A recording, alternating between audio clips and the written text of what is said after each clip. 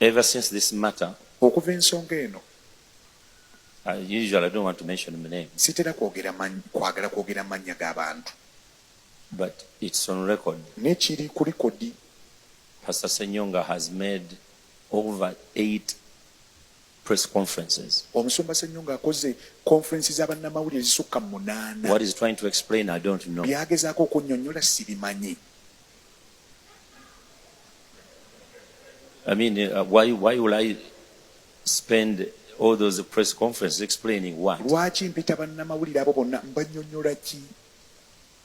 So the lies, I wrote to him a letter, I called him. Namuwandiikira ebbaluwa ne He didn't answer me. teyanyanukula. I answer you. Are you Secretary General of United Nations? Nkwanukula gwe Secretary General, gwe Antonio I Guterres. answer you for what? Nembuza lwaki? I know you are smart people. Mmanyi bantu mmwe muli bagezi. And I feel guilty. I've spent much of your time. Mpulira gonsinza Because this okwonoona is not ebiseera what byammwe. brought you back. Kino si kye Because kyabadde. it's been going Naye on. olw'okuba bibadde bigenda mu maaso, It's very, very important kya mugaso nnyo for us to understand ffe okutegeera and respect n'okussaamu ekitiibwa our judicial, our criminal justice system. enkola yaffe ey'obulamuzi And ekola even ku other amateeka cases. n'emisango emirala So gyonna. no one, an individual, Teri muntu nga Ssekinomo has the power alina obuyinza to go and arrest, ogenda n'akwata omuntu jail, n'oteeka omuntu mu mbuzi ekogga prosecute, n'omusalira sentence to prison. n'omuvunaana n'omusalira omusango n'omusinika mu kkomera. These are the officers Zino ze yafeesi that are responsible for that. ezivunaanyizibwa okukola emirimu egyo. It's the Constitution of Uganda, number 1. Ssemateeka ya Uganda yesookera ddala. Number 2 is the Penal Code. Abookuli ye penal code. Number 3 is the police. Eyokusatu ye poliisi. Number 4 it's the anti-corruption. Wakanya Number 5 is the judicature. eyokutaano ejudicature. Number 6 is the magistrates court. ey'omukaaga kooti Number 7 y'abalamuzi is the abawansi. criminal procedure codes. Ye criminal procedure court. Then you have got the prisons. Kuliko n'abakola ku And byamakomera. then you have all these acts Ezo zonna in acts of constitution. byonna ebyo biri mu It's ssemateeka. act of parliament. They are Act of instituted by act of parliament. Parliament Then the is- evidence act. Ne act ekwata ku And then the bujulizi, case law. ne case law. So when you see someone put in court, Olaba omuntu nga bamutadde mu kooti, don't call it political. togamba bino bya bufuzi. Don't call it what. Togamba bino There's biki. been a process. Waliwo emitendera egibaddewo. There's been a process. Wabaddewo emitendera egiyitiddwamu. Statements have been made. Statement ziba zikoleddwa. Now in that case Mu of musango sodomy, ogw'okusya there has to be pathologists mulina obaawo abasawo abeekebejja which check the people. abakebera abantu abo. There has to be psychologists. Mulina okubeerawo abasawo b'endowooza z'abantu. So you can't simply get there and said, well, this happened to me. Tojja buzaawo noga nze kino kyantuukako. No, They find you. bajja kuzuula bakukebere. Because many of you have been asking questions. Abasinga mubadde mubuuza ebibuuzo And you hear somebody said, nga muwulira agamba abaana babakutte, those babasibiddeyo, young men were sodomized, they were babasibiddeyo. arrested. No. Nedda. I don't have keys of Nze Uganda prison. sirina bisomozo bya kkomera lya Uganda n'erimu. It's like his bodyguard Waswa. Kiringa omukuumi w'omwami oyo gwe bayita Waswa. Because they beat someone nearly to death. Balina gwe baakuba kaabula Before this kataafe case. nga guno omusango He tegunnabaawo. was taken to high court. N'atwalibwa mu kkooti enkulu. Israel Waswa. And he was before a judge. Isirayiri Waswa n'ayimirira mu maaso g'omulamuzi. The same prosecution, Okulamula kwe kumu. DPP's office, Office prosecuted him. Ne bamuvunaana.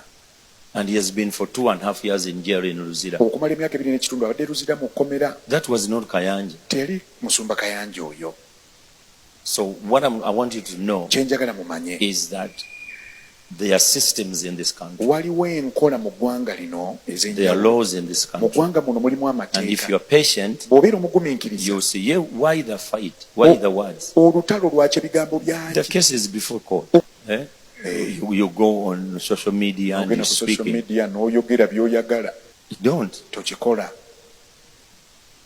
Because people will drag you to court Abantu bajja kutwala mu kkooti. and they may not be merciful. Bayinza okuba nga si baakisa. Some of us are very busy. Abamu ku ffe ebyokukola tulina bingi. We have no time to. Tulina budde obwo. Maybe not so busy, but we are busy. We have work to do. We have people to feed. We have a continent to reach. We have problems to solve. That's why you'll not hear me talk about these things. We are very, very careful. The rest is coming. You'll hear about it. Mobilizing people against somebody. It's against the law. And I understand they are still mobilizing, but me, you don't be part of. Never be part of that. Even the Bible tells you that. Don't be wasted. Don't let people waste your time. But also, don't keep quiet. You respond to them. You just respond with truth. Because the truth, probably what you give them will set them free.